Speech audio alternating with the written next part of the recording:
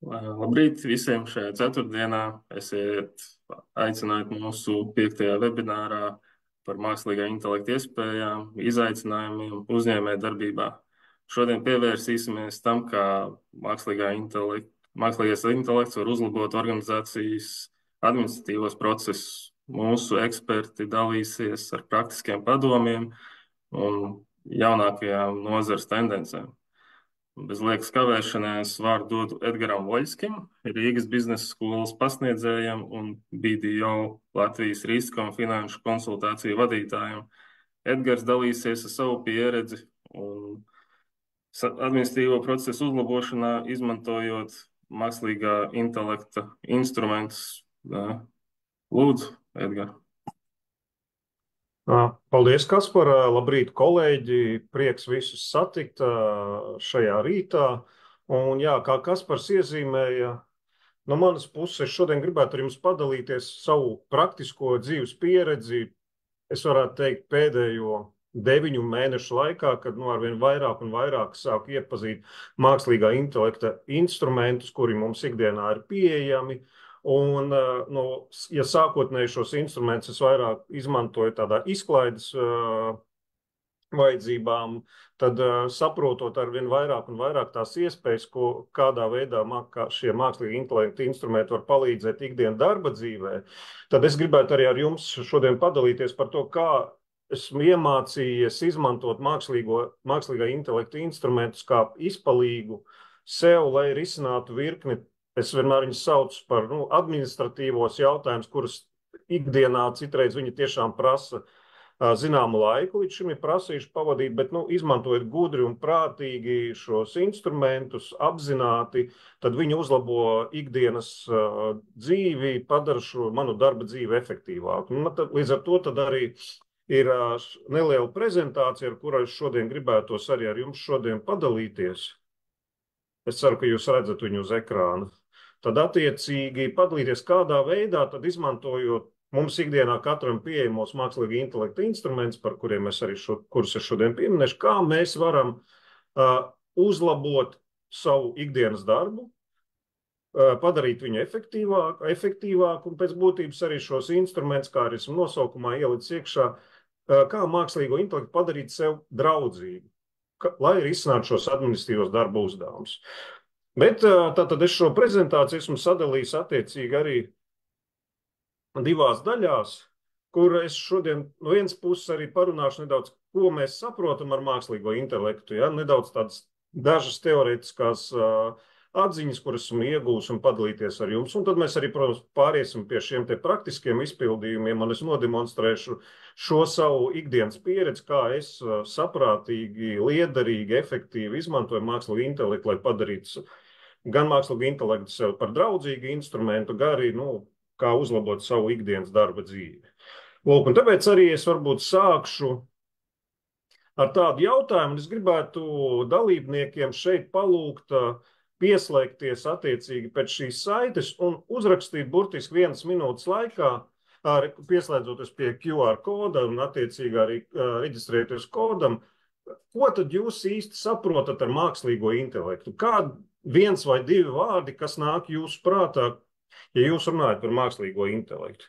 Burtiski 1 minūti, un tad mēs paskatīsimies, kāda rezultāti ir, jo man vienmēr ir interesanti, kādi ir tad cilvēku pārdomas, kas ir mākslīgais intelekts.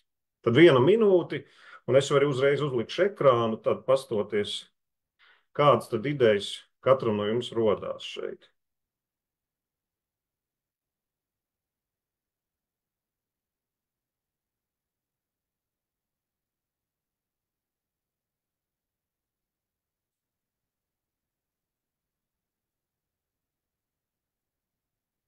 Es redzu vārdu algoritmi, dati, palīgs, tas man ļoti patīk vārds īstenībā, ieguldījums,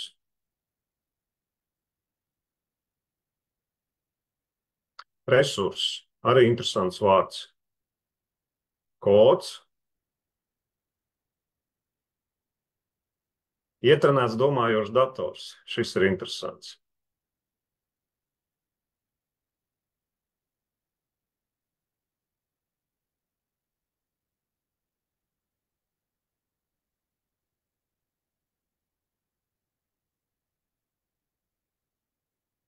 Gudrs robots.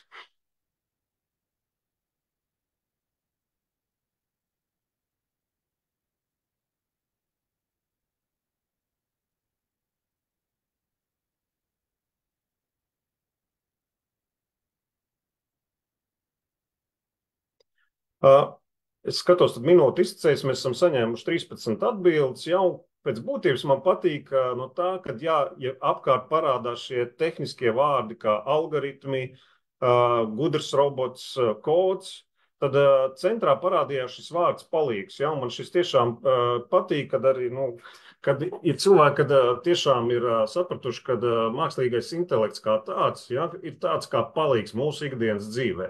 Kāpēc tas tā? Tad varbūt turpināsim manu prezentāciju, un paldies par sniegtajām atbildēm. Man tiešām bija interesanti viņas saņemt. Tad dosimies tālāk attiecīgi. Un šeit es gribētu nedaudz apstāties pie pāris atziņām, kas nākušas man, teiksim, kad es runāju, kas tas ir mākslīgais intelekts. Ar mākslīgo intelektu mēs pēc būtības saprotam cilvēka inteliģentas radītas darbības, tātad, ko mēs ar savu ikdienas darbību, ar tām zināšanām, kuras mums eksistē, mēs nododam šo uzdevumu attiecīgi šīm tehnoloģiskām ierīcēm, lai viņas izpildītu mūsu vietā. Pēc būtības vai nu mums ir laika ierobežojums vai cita veida ierobežojumi, mēs pieņemam lēmumu, tātad nodot, lai šīs darbības, kuras apzināti ar tām zināšanām un prasmēm, kuras līdz šim mēs esam ieguvuši savā mācību procesā, dzīves procesā, mēs nododam viņa tehnoloģiskām ierīcēm. Un tur, ja jūs minējāt, kur bija arī tāda viena no atbildēm, es gribētu, lai jūs saprastu to, ka pēc būtības šīs IT ierīces, to mēs saprotam ar datorprogrammu. Jo bieži cilvēki, un to, ko mēs ikdienā sociālā vidē redzam, kad mēs runājam par mākslīgo intelektu, tad šeit parādās tiešām šie roboti, kas ir pēc būtības mehāniskās ierīces, bet cilvēki, kas tātad apzinās, tātad jebkurš šis robots darbojās pēc datorprogrammas. Tātad, kā arī man bija ASV studiju laikā, viens no profesoriem pateica ļoti interesantu atziņu, kas man tiešām ir tā iespiedusies manā atmiņā, ka viņš pateica tādu computers are dumb. Pēc būtības kompjuters pēc būtības pats kā tāds, ja, ir tukšs un viņš nespēja pieņemt nekādus lēmumus, attiecīgi nespēja ģenerēt nevar apstrādāt datus, nespēja ģenerēt informāciju. Līdz ar to šim datoram ir nepieciešama datorprogramma, kuru ģenerē cilvēks. Un attiecīgi, tāpēc mēs runājam arī tālāk, ja mēs runājam par tehnoloģisko ierīču apmācību, tad datorprogramma tiek pilnveidot no tās darbības pieredzes. Tad jo vairāk mēs datus iekraujam un apstrādājam, izmantojot šo datorprogrammu, viņa iegūst attiecīgo pieredzi. Mēs sniedzam viņiem tātad uzdevumus komandu veidā, tātad izpildīt noteikts komandas, tad viņi iegūst šo pieredzi, un attiecīgi mēs vērtējam viņu darbību, ja, jeb burtiņu pēkšņi, kā šeit ir attēlots performance. Līdz ar to arī veidot šī tāda vienkārša matemātiska formula, jo vairāk mēs dosim tātad uzdevumus ar komandu veidā, tad apstrādāsim vairāk datus, ievadīsim vairāk datus, jo vairāk mums tātad būs šīs darbības veiktas, ja, kuras mēs nodosim attiecīgi datorprogrammu, datoru realizēt, jo programmai veidosies lielāka pieredze un viņš spēs nākotnē ģenerēt attiecīgi mums vairāk informācijas, ja, un viņš būs tāda labāks, lielāks palīgs. Bet pats pēdējais un pats svarīgākais, ar ko ja jūs dzirdējat arī šajā stāstījumā, es ļoti bieži pieminu šo vārdu dati. Un tad, ja mēs runājam par mākslīgo intelektu, tad svarīgākais, kas ir šī datu iegūšana, ir šis angļu termins data mining, ja, tad process, kura laikā no lieliem nestrukturizētiem datu apjomiem, tad mēs runājam par milzīgu datu apjomu, kad šodien mums arvien vairāk un vairāk veidojas šo datu, bet, diemžēl, viņi nevienmēr ir strukturizēti, tiek atklāts un veidots strukturēts datu kopas, ar vienotām pazīmēm, jeb data patterns, izmantojot automatizētas vai daļai automatizētas tehnoloģiskos rīkus. Ja, tad būtiskākais pēc būtības, lai mākslīgais intelekts, tātad jebkura veida instruments, datorprogrammas spētu pilnvērtīgi gūt šo pieredzi, ir nepieciešami šie dati. Un attiecīgi ar mūsu darbībām, veidojot šos kodus, algoritmus, datorprogrammas, mēs dodam iespējams šos datus strukturizēt, lai mēs no viņiem varētu iegūt nepieciešamo informāciju, ar kuru mēs pēc tam varam attiecīgi strādāt. Un ja mēs nedaudz, es varbūt te veltīšu, es vienmēr šo slaidu parādu bieži, bet šeit tātad ir tāds, ka ja mēs paskatāmies uz kas tad ir mākslīgais intelekts? Ja? No vienas puses mēs redzam to informāciju, ko viņš ģenerē mums, tā tad attiecīgā datorprogramma, bet šie matemātiskie algoritmi, jeb šis saucamais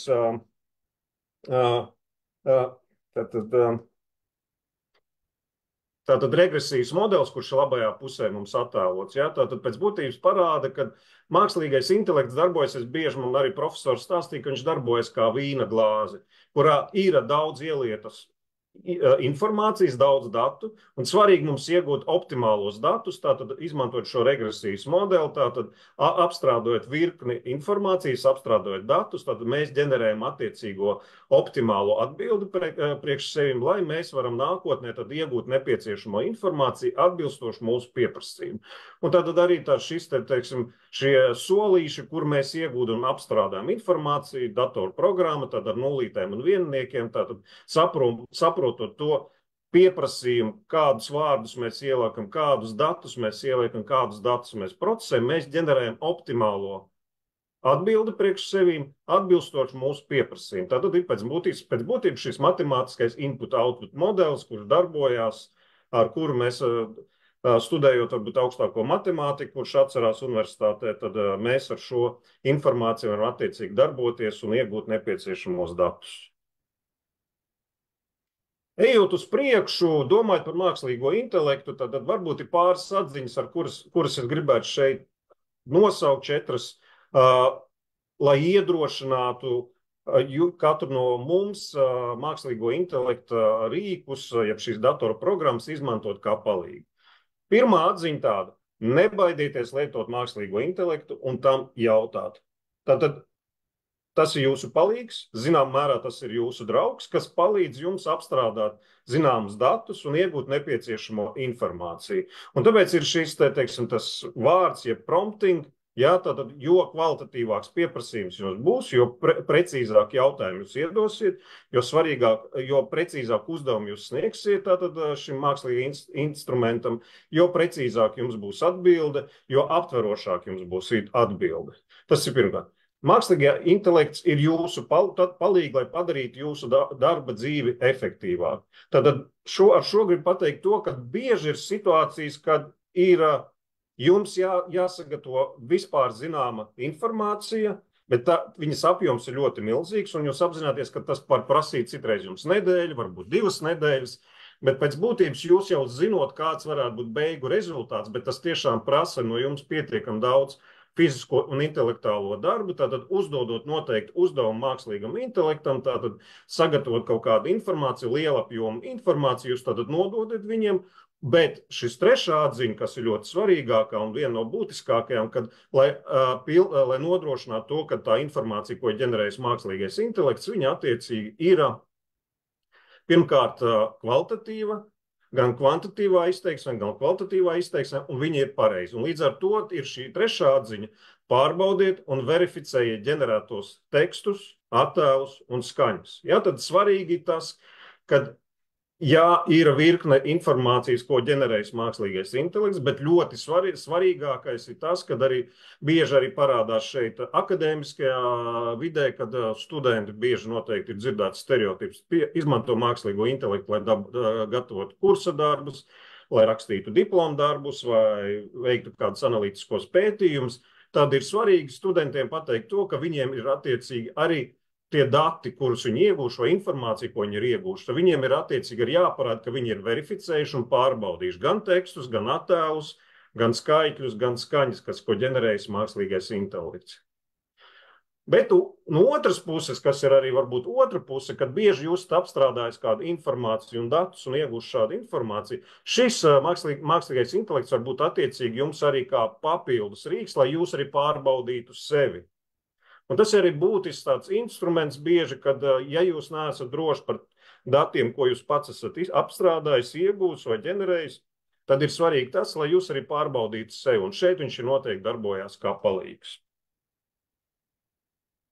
Nu, tad dodoties uz priekšu, tad nedaudz runāt jau par pašiem instrumentiem, ko var izmantot. Tātad šeit uz slaidus attēlojas tātad galvenos instruments, ar kuriem es pats savā ikdienas darbā strādāju. Nu, un, protams, es domāju, katram, jebkuram no mums nebūs noslēpums, ka vispopulārākais šis instruments ir ChatGPT, jeb tekstu un tabulu ģenerēšanas instruments, tātad lielo valodu modelis, ar kuru var darboties. Un šeit ir uzskaitītas lietas, ko es savā ikdienā ar viņu spēju veidot, tātad, kā es minēju, lai netērētu citreiz papildus laiku, jo zināmā mērā es zinu, ko es varu ģenerēt, sagatavot pats, bet citreiz man ir ierobežots laiks, man ir ierobežot cita veida resursi, un lai ātrāk un veiksmīgāk padarītu šo darbu, tad es attiecīgi izmantoju tātad visu veidu vēstuļu rakstīšanu un tulkošanu. Tātad jūs varat ievadīt tekstu jebkurā no zināmām valodām, ieskaitot latviešu valodu vai pretēji angļu valodu, un palūgt tad sagatavot šo vēstuli vai arī pārtulkot viņu latviski, angliski, un mana praksa ir rādījusi, ka šie tulkojumi pietiekami kvalitatīvi. Otra lieta, kad ir bieži, kas mums ikdienā citreiz veido situācijas, ka kuram no mums gribās sēdēt un rakstīt lielas un apjomīgas iekšējās politikas un procedūras, tad uzdodot tātad mākslīgam intelektam attiecīgo uzdevumu, tad sagatavot kādu iekšējo politiku vai procedūru, tad viņš ļoti skaisti ģenerē tātad labas un kvalitīvas iekšējās politikas un procedūras, kuras pēc tam jūs varat izmantot savam iekšējiem darbam. Trešā lieta, kas ir svarīga, kad ja jūs iegūsiet kādu lielu apjomīgu dokumentu un jums ir ierobežots laiks, lai šo dokumentu izlasītu un izveidot no viņa kopsavilkumu, tad jums iespēja tātad šajā instrumentā ielādēt šo attiecīgo dokumentu un palūgt viņam sagatavot kopsavilkumu. Pat ierobežojot, pasakot 200, 300, 400, 500 vārdu apjomā, tad jūs attiecīgi varat iegūt kopsavilkumu. Citreiz, kad ir arī situācijas, kad jums ir ierobežots laiks, lai sagatavot kādu komerciālu piedāvājumu vai savam klientam vai kādam citam piegādātājam, tad, lai jums nebūtu jātērē laiks, tātad veidojot šīs standarta lietas, kuras ir jāietver piedāvājumā, kuras ir tātad nav specifiskas konkrētam piegādātājam, tad kopējās vispārīgās lietas, kad jūs gatavojat komerciālus piedāvājumus, viņš ļoti labi gatavo komerciālus piedāvājumus, kvalitīvus ar ļoti labiem, skaistiem vārdiem, kas bieži pat no digitālā mārketinga viedokļa spēj uzrunāt tātad piegādātājs un palīdzes. Un pats pēdējais, kas man ļoti pozitīvs ir atklājums, ar kuru es ļoti daudz strādāju, ir šis lielformāta teksta tabulu gatavošana. Jā, tad ir svarīgi tas, ka ja jums ir kaut kāds teksts, jūs izveidojat šim tekstam attiecīgu struktūru un jūs palūdzat tātad ChatGPT instrumentam attiecīgi sagatavot attiecīgi tabulu, viņš gatavo ļoti skaistas labas tabulas.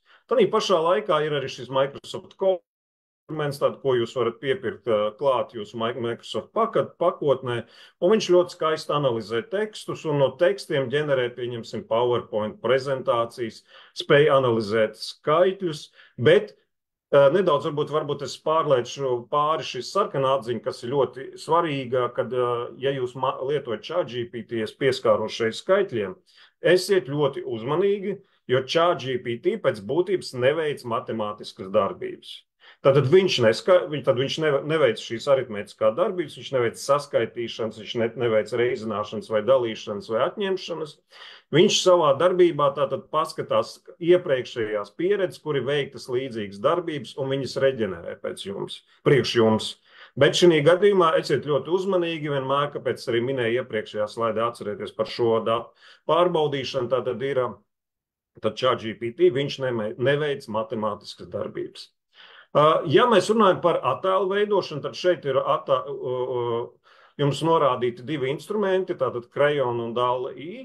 Attiecīgi, ja jums ir vajag ģenerēt kādus attēlus, bieži atkal priekš kādiem komerciāliem piedāvājumiem, pēc kaut kādiem pasākumiem, priekš kādām brošūrām, jums ir nepieciešams ģenerēt attēlus, tātad šie divi instrumenti veido ļoti labas kvalitatīvas attēlus, jeb images angļu valodā, un tātad atkal, lai jums tātad nebūtu laiks jātērē veidot attēlus vai meklēt, kur kaut kur no ārienes atrast kādu atbilstošu attēlu, tad norādot kādu veidu attēlus jums nepieciešams, ļoti kvalitatīvi ģenerē. Papildus informācija tāda, ka šis DALL-E3 instruments ir inkorporēts, iestrādāts iekšā ChatGPT, un attiecīgi šos attēlus jau šo tātad visu tātad algoritmu sistēmu, tad, kas ir DALL-E 3, viņš ir inkorporēts ChatGPT. Un pēdējais, par ko es gribētu arī šeit pieminēt, ir šīs instruments, kas saucas Beautiful AI. Tad atzīšos, ka jau pēdējo mēnešu laikā no savas puses es netērēju laiku gatavojot prezentācijas, arī ieskaitot šo te prezentāciju, kur es priekšā jums šodien rādu. Tātad ir šis instruments, kur tātad uzdodot tātad šo promptu sagatavot man prezentāciju tādām vajadzībām, un viņš ļoti labi arī atpazīst latviešu valodā pieprasījums, tad sagatavo šīs prezentācijas, kuras pēc tam var pārveidot Power PPT formātā un tad attiecīgi izmantot savā ikdienas darbā. Varbūt nedaudz arī vēl viens slaids, ja šis saucamais ChatGPT cheat sheets, ja, tad ir svarīgi, kādā veidā jūs veidojat šos pieprasījumus, ja promptus. Ja. Vienmēr ir tātad, kad jūs sākat šo te promptu, kreisajā pusē ir attēlots act as a role.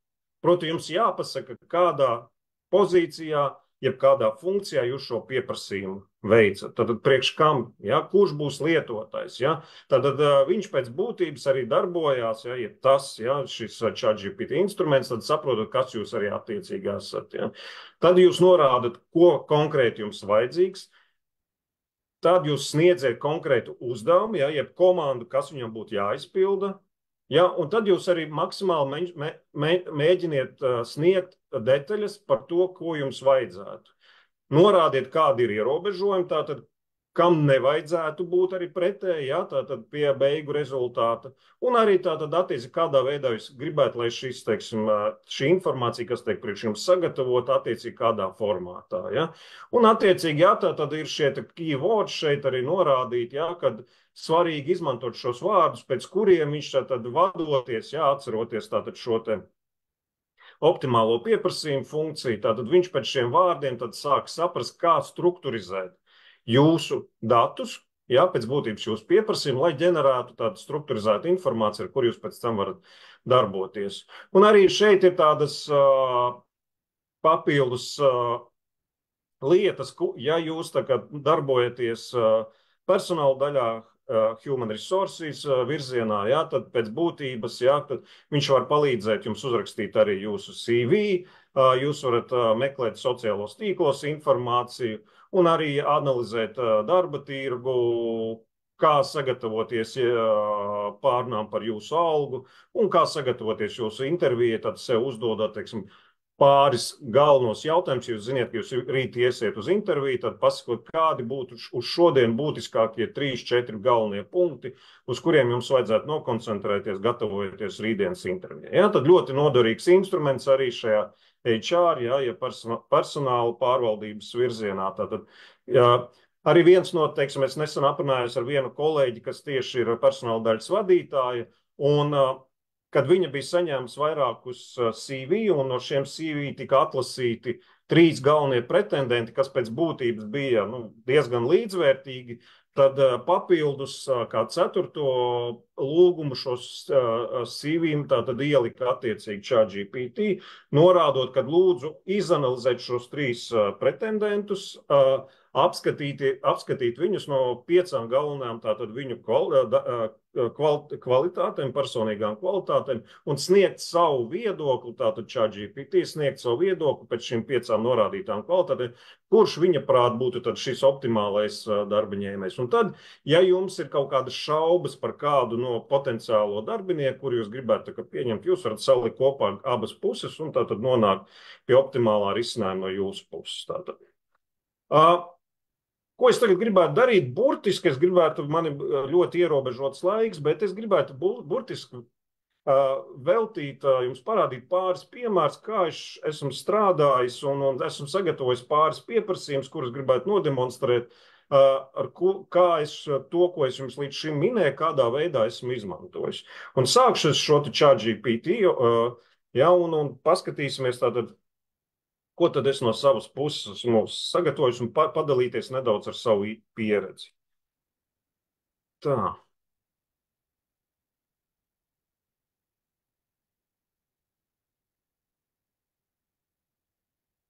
Tātad mēs šeit esam ienākuši ChatGPT. Un viena no manām aizraušanām personīgi, ar ko es sāku 2 gadu atpakaļ, es izstudēju mežsaimniecību, un man ir tā kā viena no zinātnēm, kas man interesē, ir dendroloģiju. Un, attiecīgi, es palūdzu ChatGPT tad iepazīties ar situāciju Latvijas koka mežsaimniecībā un par attiecīgi koku šķirnēm un tā tālāk. Un tad tagad es atradīšu šos te pieprasījumus, kurus es jau sagatavoju no savas puses. Tā.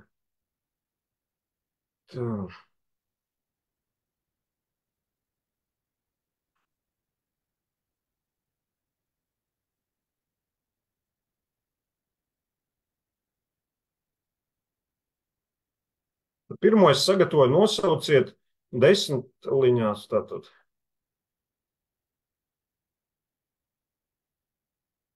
Jā. Es tad palūdzu viņam, tātad nosauciet 10 populārākās koku šķirnes Latvijā un sniedziet statistisko datus par to izplatību 20. un 21. gados. Šeit ieliksim vēl punktu.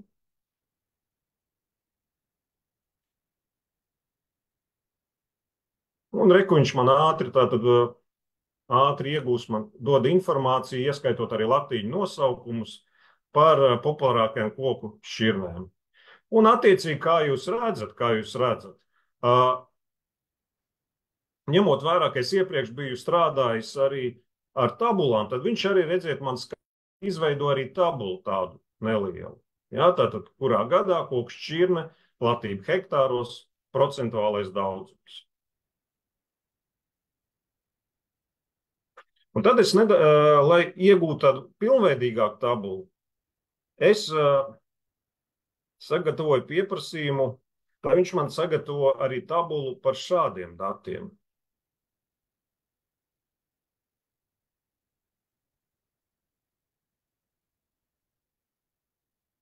Es prasu lūdzu sagatavot tabulu, kurā katrā no pirmajām 8 koku šķirnēm tiek sniegts tātad numurs pēc kāda statistika par izplatību, zaru veidi, pumpura veidi, attēls, lapu veidi, attēls, vainaga apraksts un attēls. Tad, attiecīgi, esmu palūdzis viņam sagatavot jau tādu plašāku, izvērstāku tabulu, lai iegūtu tātad jau tā kā aprakstu par to, par ko es interesējos, tātad iegūt tādu pilnīgāku informāciju par attiecīgi, par šī te kokiem un koku šķirnēm. Vēl viena lieta pirms, kamēr notiek šī analīze, protams, kā jūs redzat, šeit notiek šis process analyzing.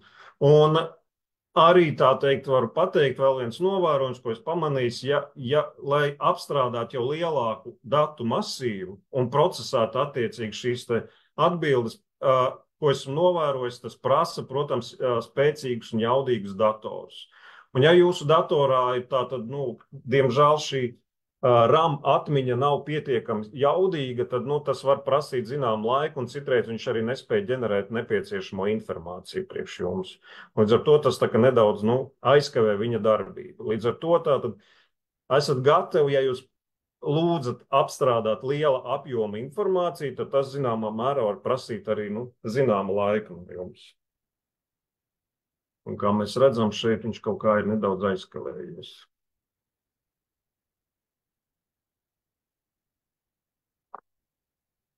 Varbūt, lai netērētu laiku, es arī biju pirms tam praktizējies, es parādīšu, ko es biju pirms tam sagatavojis.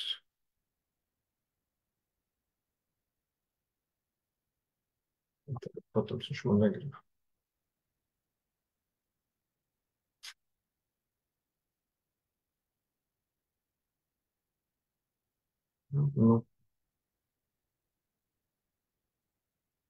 Mēģināsim varbūt vēlreiz.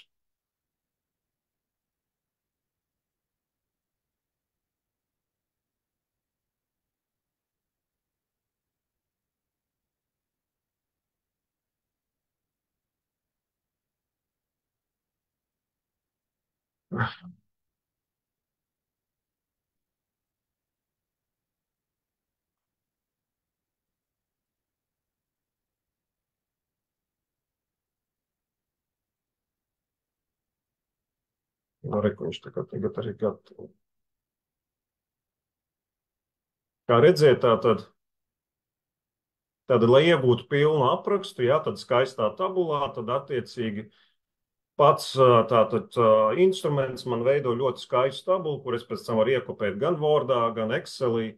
Uh, Es pieņemu, ka viņš šodien kaut kā man internets iespējams arī kavējās, jo, kad viņš gatavo attēlus, tad viņš veido atsauces uz noteiktiem, pieņemsim, kā Wikipēdija vai kādiem citiem brīvi pieejamiem internetu avotiem, no kurienes viņš ģenerē attiecīgi attēlus.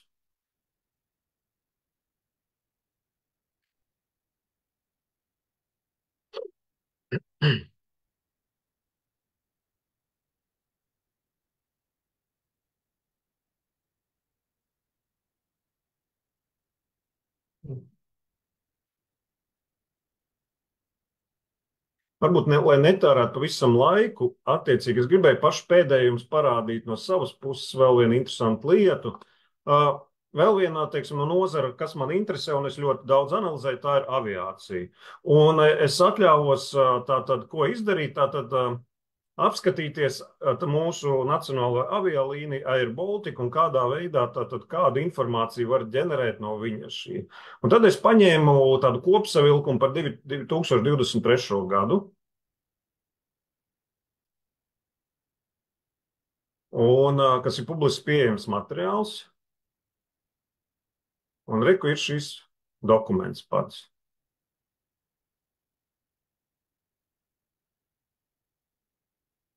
Nē, tas nebūs tas.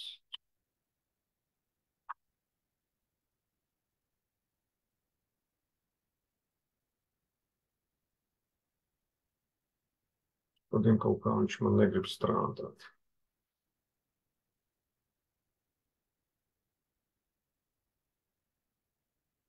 Nu.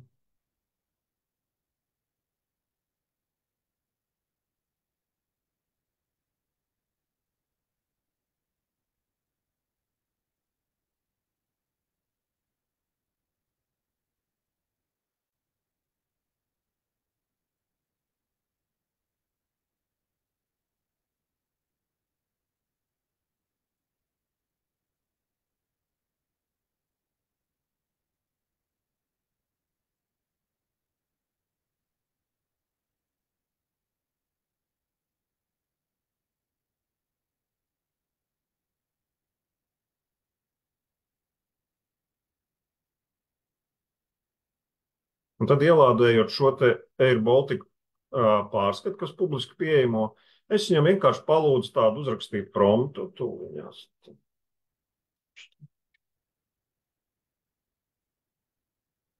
Please review the attached document and identify into it 5 key metrics and their dynamics.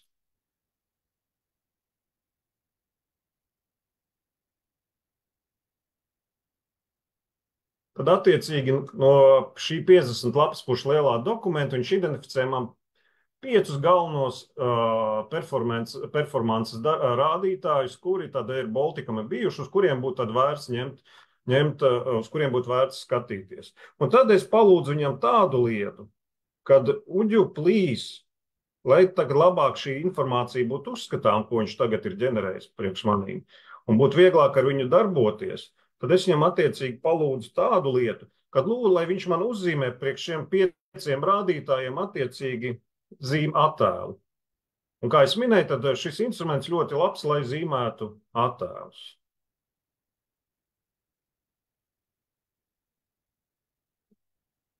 Es ļoti ceru, ka viņš šodien būs tagad ātrāks.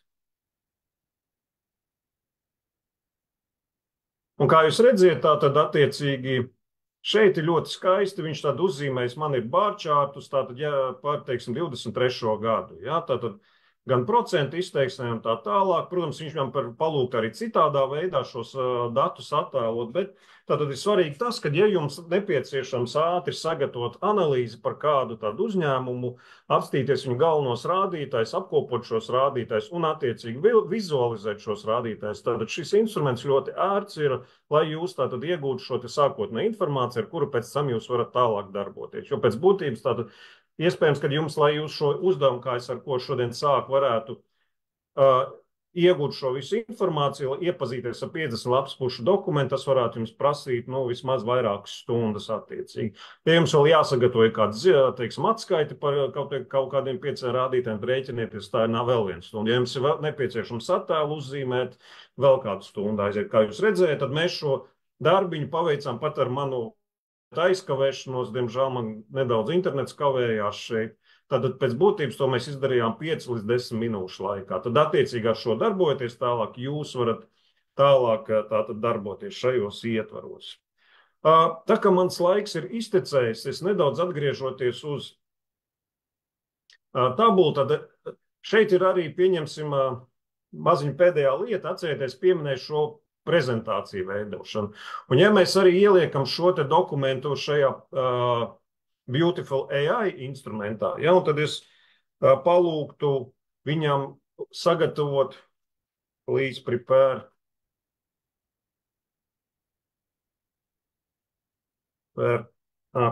PPT presentation on SWOT analysis for a Baltic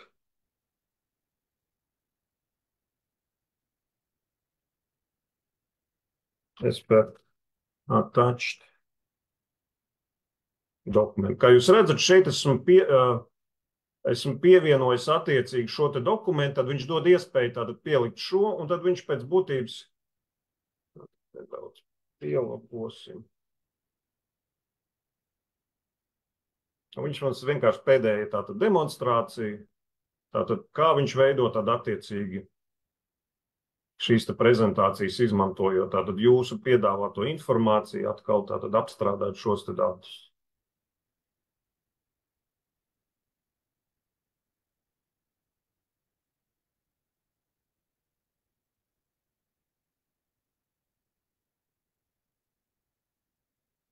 Jā, tātad, kā jūs redzat, tātad no savas puses, tātad kā šeit ir tātad kopējs apraksts, tātad strengths, ko viņš identificē.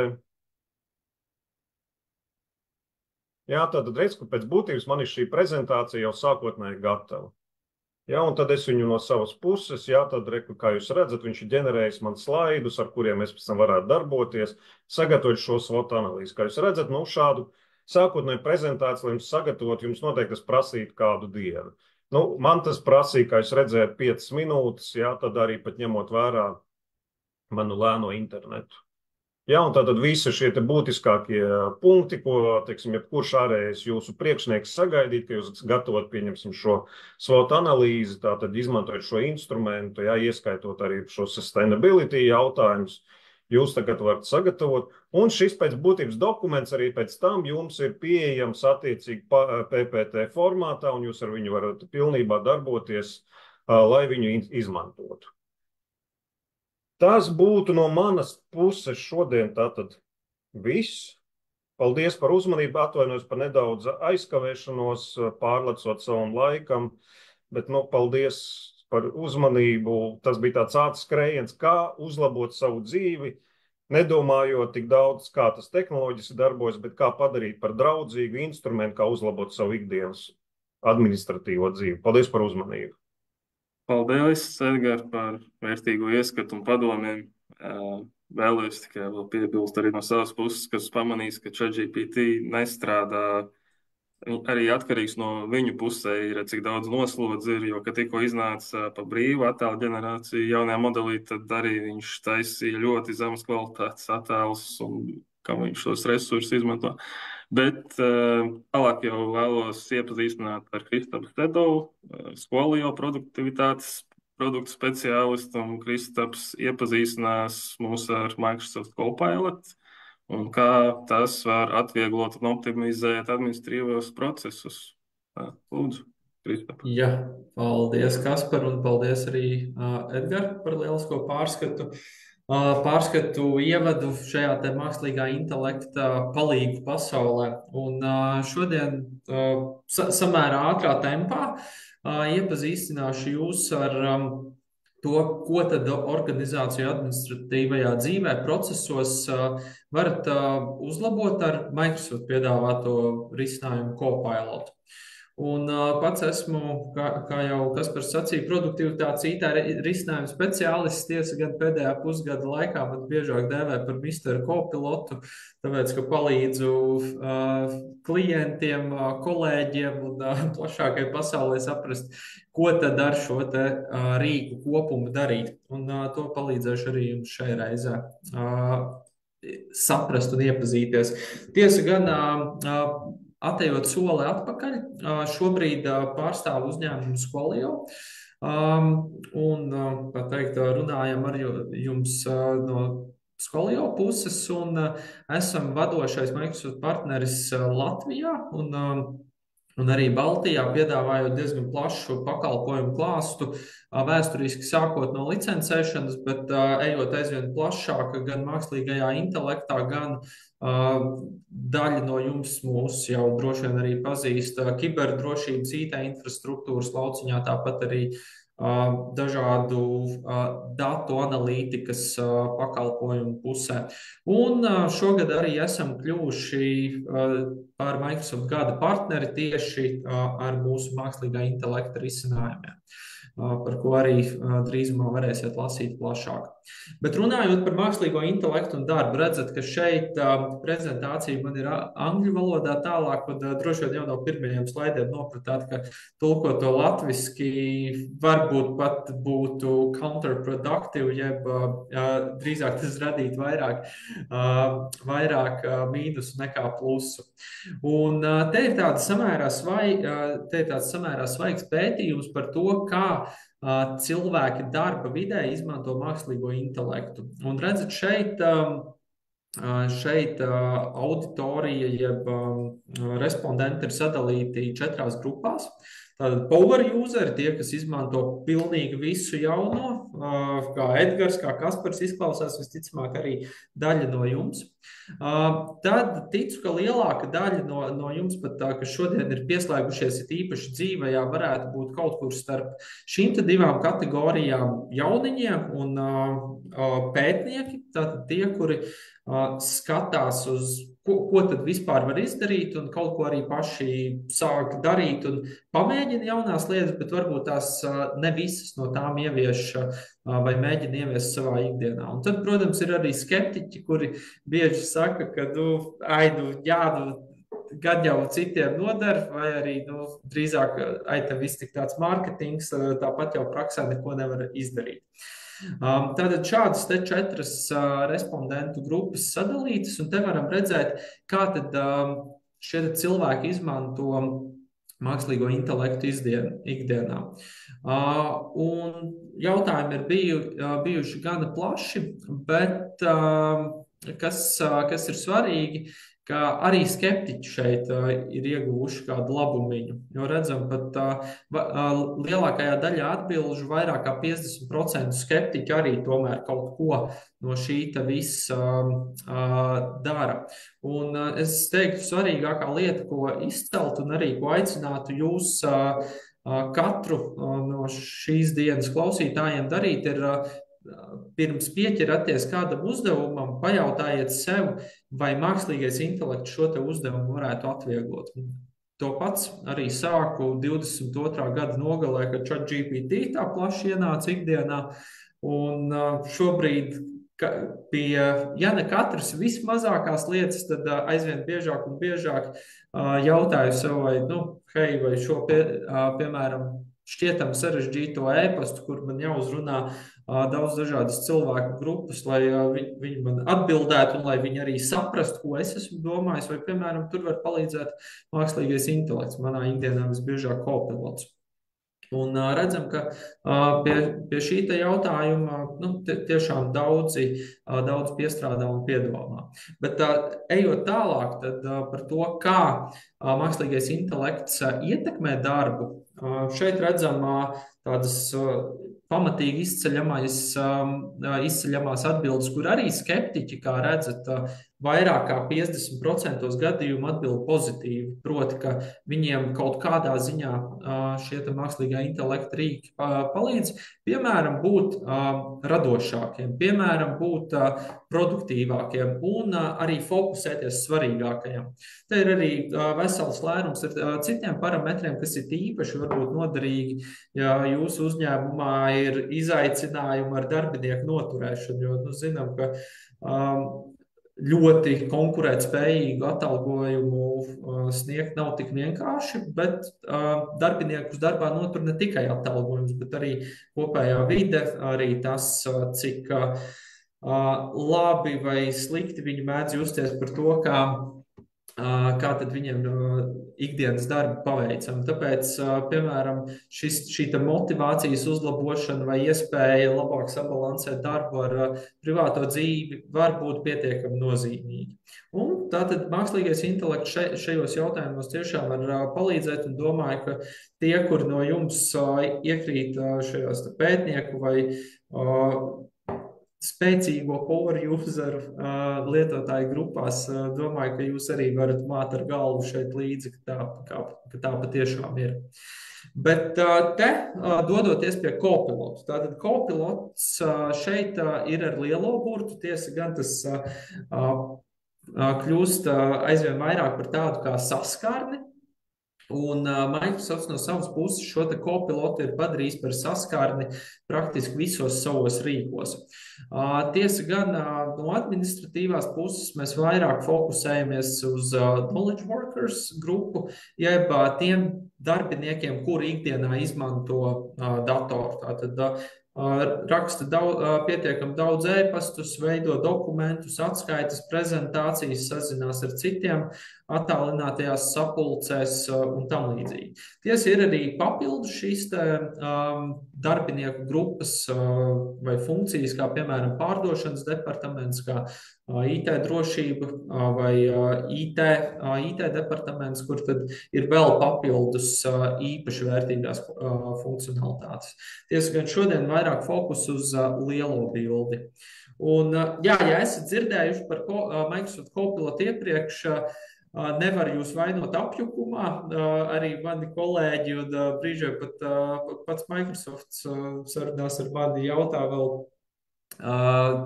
kuru Copilotu tad kurai situācijai izmantot, jo ir pietiekami sarežģīta šī lielā karta, bet visbiežāk, kad jūs dzirdat par Microsoft Copilotu, jūs dzirdēsiet par šo te Microsoft 365 sadaļu. Un arī uz to šodien fokusējamies. Tātad to, kas strādā Microsoft Teams sapulcēs, Wordā, PowerPointā, Excelī. Tātad līdzīgi kā Edgars jau rādīja šo ChatGPT vai prezentāciju veidošanas rīku, tie ir rīki, gan jau pietiekami kvalitatīvi dažādās atsevišķās vidēs, kur mēģinām panākt šo savu uzdevumu īstenošanu. Tiesa gan vairums darbinieku, tie, kuri nav šajās explorers vai power users kategorijās, diezin vai šīs funkcionalitātes apgūs, ja viņiem ir jāiet ekstra soļi līdz šai prezentāciju vietnei vai uz ChatGPT mājaslapu. Nelielai daļai tas būs ok, lielākai daļai tas būs tāds ekstra solis, ko viņi diez vai izpildīs. To arī tas arī pierādījies ar gan daudziem klientiem un arī mūsu Squalio iekšienē, jo reti kurš vairāk kā eksperimentu nolūkos izmantojušos atsevišķos mākslīgā intelekta rīkus, bet kad tie kļuva pieejami pat taisno Outlookā, Wordā, PowerPointā, Teamos, tad šie te ieguvumi būtiski pieauga. Un vēl, lai labāk palīdzētu saprast, kā šie te Copiloti, kurus visbiežāk redzam, sadalās, tātad ir tā sadaļa, kas ir domāta privātai lietošanai. Tātad, ja mājas apstākļiem kaut ko vēlaties paveikt, tas visticamāk būs šis te Copilots, kas ir bezmaksas, ko drusciņi pieminēja arī Edgars. Tā ir tāda vistuvāka alternatīva ChatGPT čatveidīgajam interfeisam. Un arī Copilot Pro, kur varēs sadarīt jau vairāk lietas un kas arī nāk ar šo te darbību pat taisno Wordā, Excelī, PowerPointā, Outlookā. Bet tie būs individuālai lietošanai. Darba apstākļos, ja jūs izmantojat Outlook e-pastu, Teams sazvaniem, kaut ko glabājat OneDrive vai SharePointā, jūs drīzāk iekrītat šajā grupiņā, organizācijām. Un jums visticamāk jau ir pieejams šis vienkāršais Copilots, tātad, kuram ir šī čata saskarne, kurā jūs varat veidot bildes, kurš māk ieskatīties internetā, kas ir būtiska atšķirība no ChatGPT, un kuram arī ir commercial data protection, jeb šī datu drošības sadaļa. Savukārt lielais Copilot for Microsoft 365, kas kļūst aizvien populārāks, tas ir papildu maksas produkts, kuram nāk vēl pāris papildu labumu. Tiesa gan sākumā jums pastāstīšu par šo te Copilotu organizācijām, ko agrāk dēvēja par Bing Chat Enterprise, jo to jūs varat sākt lietot tagad un tūlīt, un tā funkcionalitātes ir diezgan līdzīgas pat tam pavisam brīvi pieejamajām. Tāpēc ķeros pie tā. Tas svarīgi sākt ar to, ka dati netiek saglabāti, tātad darba versijā jums pazūd riski par to, ka, piemēram, ievadot tajā CV vai ievadot kādu informāciju par klientu, par partneri vai arī par jūsu uzņēmumu, šie dati aizies kaut kur internetā. Tāpēc, ka šajā te Copilota darba versijā dati tiek saglabāti jūsu vidē. Tāpat kā jūsu darba e-pasts, tāpat kā jūsu darba OneDrive dokumenti, Teams dokumenti, tas viss ir tādā kā jūsu organizācijas iežogojumā. Šī te informācija nenonāk pie ražotāja, kā piemēram ChatGPT gadījumā, pat maksas versijas gadījumā. Viss, ko jūs tam iebarojat, tā teikt, nonāk pie modeļa trenēšanas. Tātad, ja jūs iedavāt 10 CV šim ChatGPT, šie CV ne tikai tika apstrādāti, bet tie nokļuva arī lielajā, kā man latviski pateikt, komposta kaudzē, no kuras tad arī citi ChatGPT lietotāji šo te informāciju varēs paģērēt.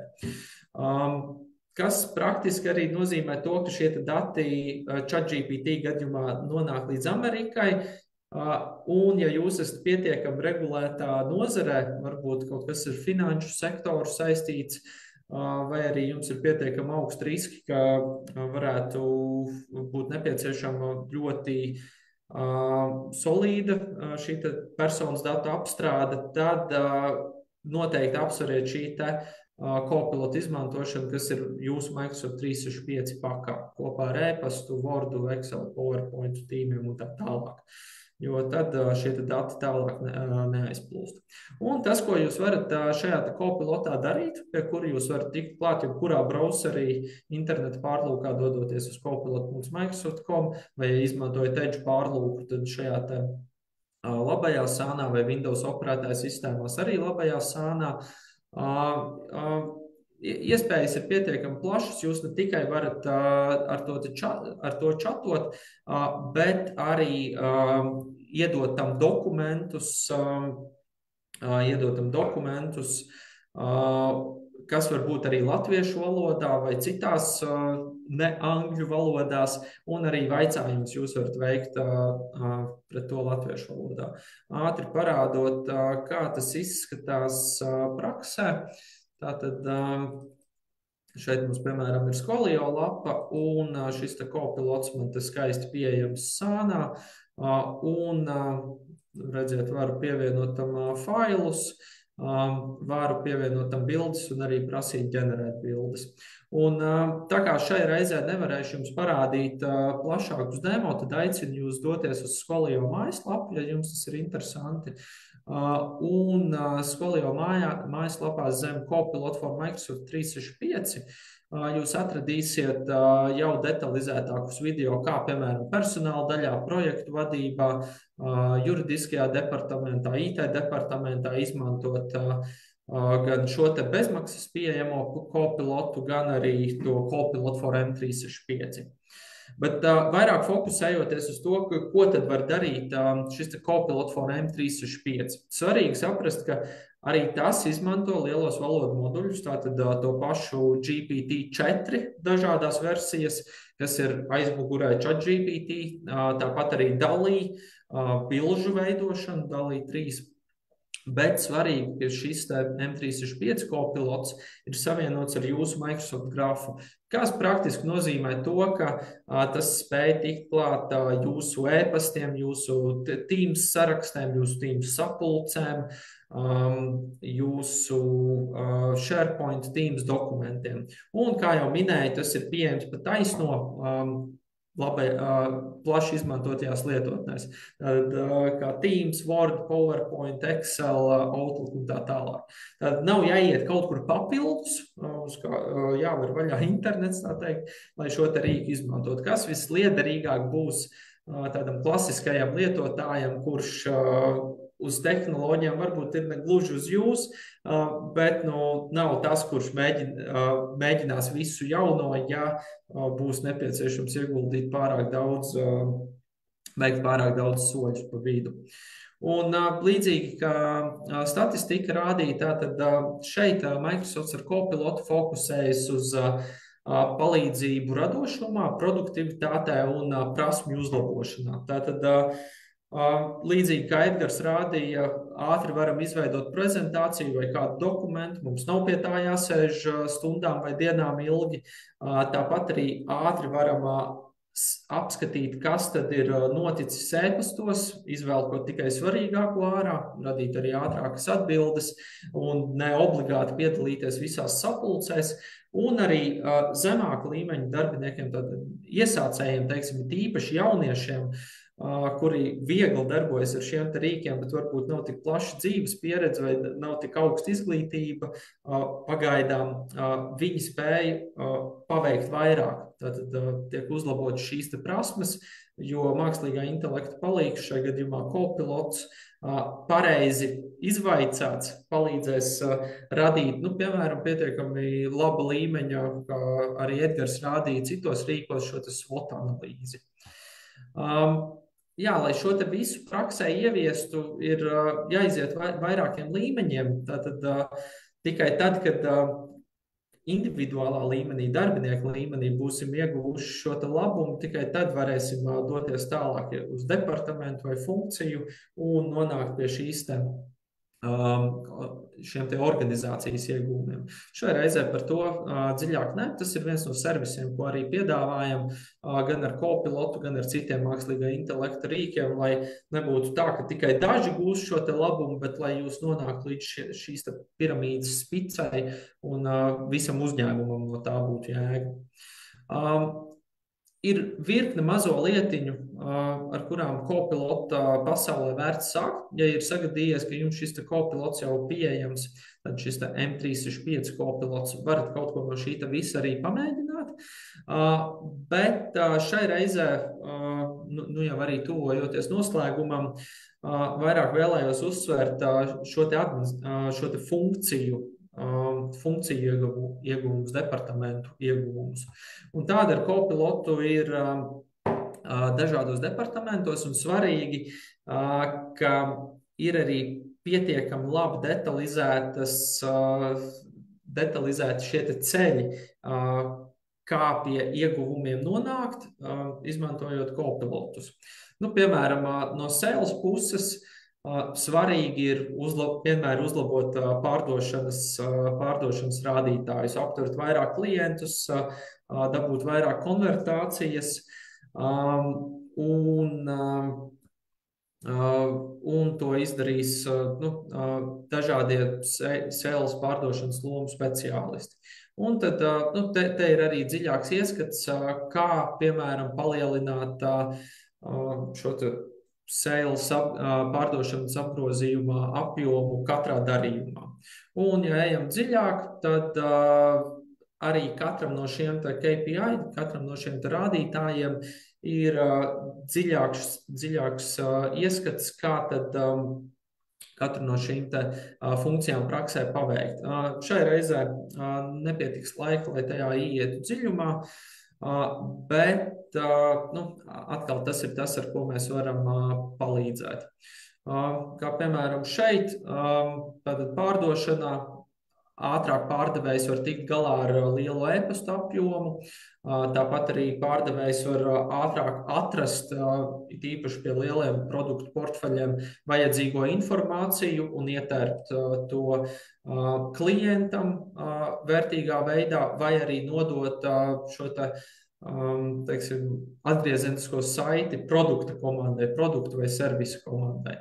Tāpat arī radīt prezentācijas, radīt atbildes e-pastus un arī ātrāk noķert to, kas tad ir bijis runāts klienta sapulcē, kas man pašam ir mīļākā funkcionalitāte, jo es varu vairāk fokusēties uz sarunu ar klientu, un man nav tik daudz jādomā par to, vai es uzdevu visus pareizos jautājumus, vai arī lai pierakstītu vienalga digitāli vai ar roku katru vārdu, ko klients ir pateicis. Jo es varu, pateicoties kopilotam, paiet pāris soļus atpakaļ un arī pavaicāt sapulcei pēc fakta jau, kas tad notika.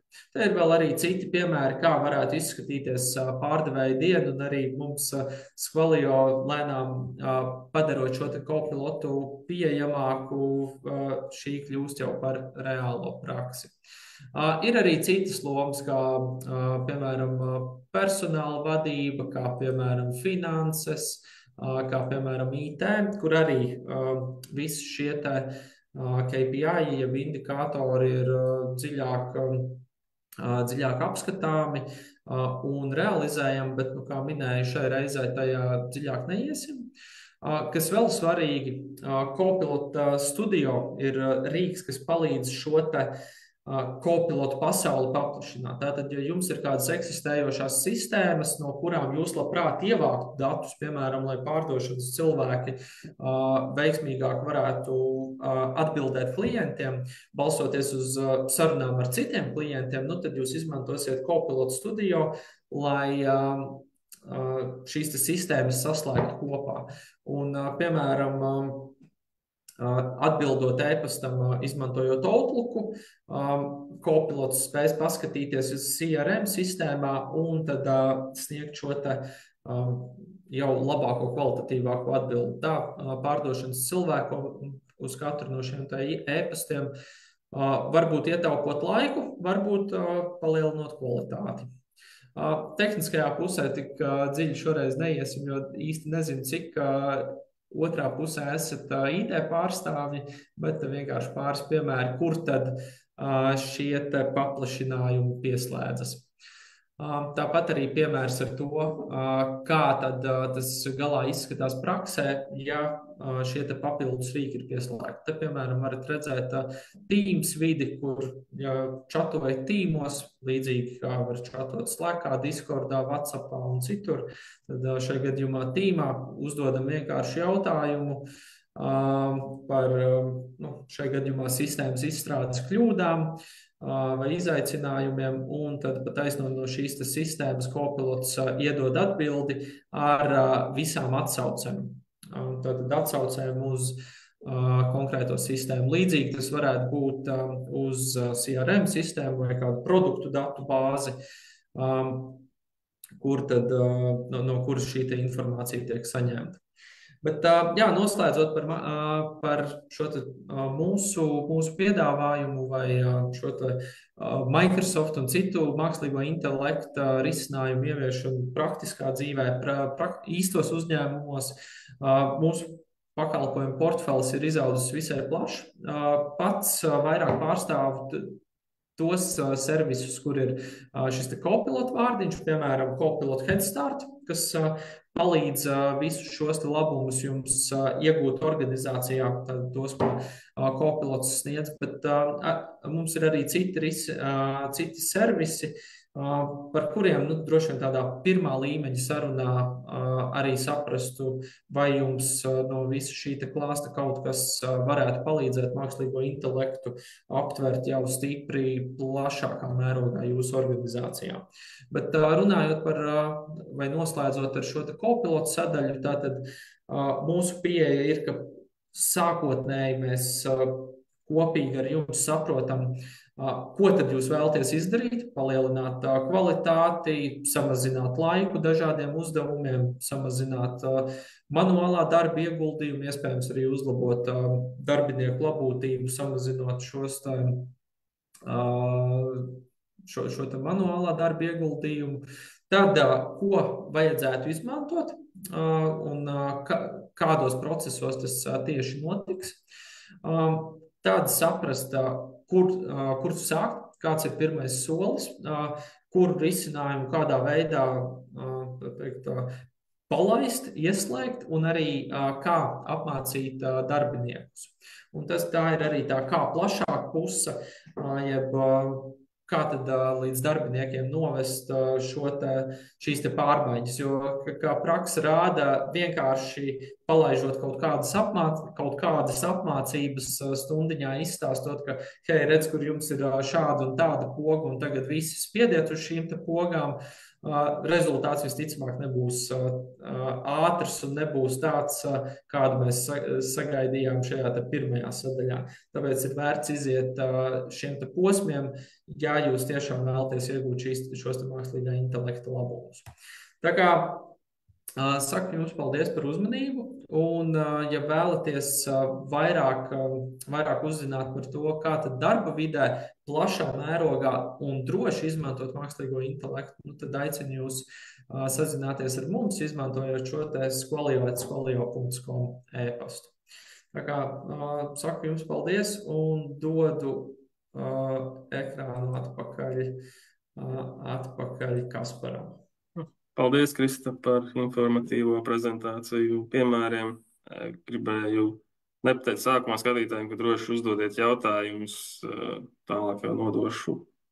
Bet visbeidzot nākamo, bet ne maz svarīgāko vārdu dodu Matīsam Reinšmitam, Asja biznesa attīstības vadītājam. Mastīs pastāstīs, kā mākslīgā intelekta aģenti tiek izmantoti klientu apkalpošanā, pārdošanā un darbinieku apmācībā, veicinot efektivitāti un produktivitāti. Lūdzu, Matīs. Jā, pastāstīšu. Protams. Tā, vai redzam prezentāciju, vai visi korekti? Nē, mēs redzam laikam otru ekrānu. Ok, tūlīt.